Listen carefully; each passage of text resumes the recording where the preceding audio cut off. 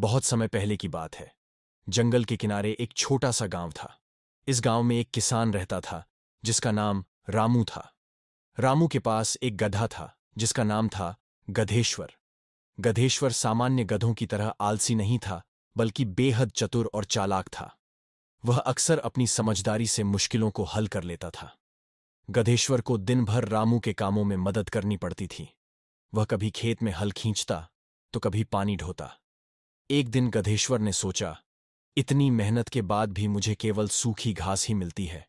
क्यों न मैं जंगल जाऊं और वहां हरी हरी घास खाऊं। गधेश्वर ने अगली सुबह मौका देखकर जंगल का रुख किया। वहां चारों तरफ हरियाली थी और ढेर सारी घास। गधेश्वर ने खूब पेट भरकर खाया, लेकिन जंगल में शेर भी रहता था, जो अपनी भूख मिटाने के लिए नए शिकार की तलाश में रहता था। शेर का नाम सिंहदूत था। वह अपनी ताकत और रुतबे के लिए जाना जाता था। एक दिन सिंहदूत ने गधेश्वर को जंगल में अकेला घास चढ़ते देखा। शेर की आंखों में चमक आ गई। उसने सोचा, वाह, आज तो बड़ा स्वादिष्ट भोजन मिल गया। शेर दबे पांव गधेश्वर की तरफ बढ़ा, लेकिन गधेश्वर ने उसकी आहट सुन ली और फौरन सतर्क हो गया। उसने तुरंत अपनी चतुराई से शेर को रोकने का उपाय सोचा। गधेश्वर बोला, अरे महाराज, आप यहां कैसे? क्या आपको पता नहीं कि इस जंगल में मैं राजा हूं? शेर हंसा और बोला, गधे, तुम जंगल के राजा कैसे हो सकते हो?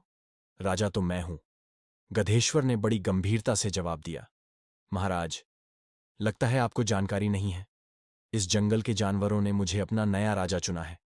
आप तो अक्सर जंगल से बाहर रहते हैं, इसलिए आपको यह खबर नहीं मिली। शेर थोड़ा चौंका, लेकिन उसने गधेश्वर की बात पर भरोसा नहीं किया। उसने कहा, यह तो मैं किसी और जानवर से पूछकर ही मानूंगा। गधेश्वर समझ गया कि शेर को पूरी तरह से बेवकूफ बनाने के लिए उसे योजना बनानी पड़ेगी।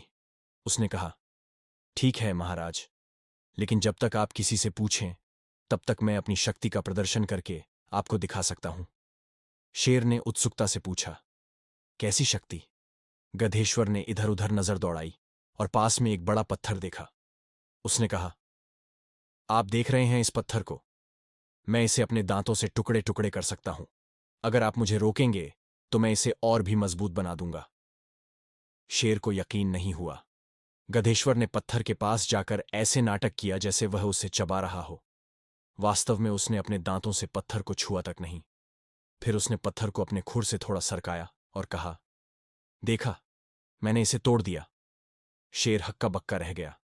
उसने सोचा, अगर यह गधा इतना ताकतवर है तो मुझसे लड़ने की कोशिश करेगा। बेहतर है इसे राजा मान लूं।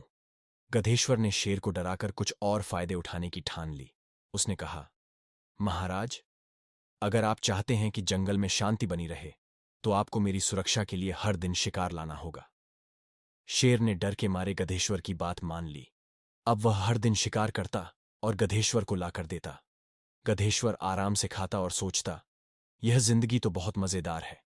कुछ समय बाद जंगल के दूसरे जानवरों को इस बात की भनक लगी। वे शेर के पास गए और बोले, महाराज, आप जंगल के राजा हैं, फिर आप इस गधे से क्यों डरते हैं? शेर को शर्म महसूस हुई। उसने जानवरों की बात मानी और गधेश्वर पर नजर रखने का फैसला किया। एक दिन शेर ने देखा कि गधेश्वर पत्थर चबाने का केवल नाटक करता है।